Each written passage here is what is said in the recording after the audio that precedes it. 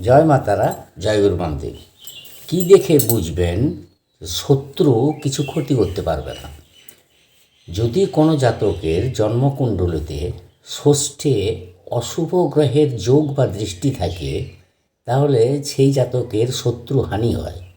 কিন্তু যদি শুভ গ্রহের যোগ বা দৃষ্টি থাকে, তাহলে মানসিক ও শারীরিক কষ্ট জন্মায়। যদি দেখা যায় ষষ্ঠপতি গ্রহ সপ্তম স্থানে অবস্থান করে আছে, সপ্তম স্থানটা পত্নী স্থান, তাহলে সেই জাতকের পত্নীর গর্ভপাত হয় এবং স্বাস্থ্যহানি হয়, আর পত্নী বিষয়ে কখনো সুখ পায় না। যদি দেখা যায় ষষ্ঠপতি গ্রহ অষ্টম স্থানে অবস্থান করে আছে, সেই জাতক ইন্দ্রিয়াসক্ত হয় ও দুরারোগ্য ব্যাধির দ্বারা আক্রান্ত হয়ে বহু কষ্ট ভোগ করতে হয়। জ্যোতিষকে দেখিয়ে নেবেন, তার প্রতিকার হয়ে যাবে। তোমাদের পাশে আছি, সকলে ভালো থেকো।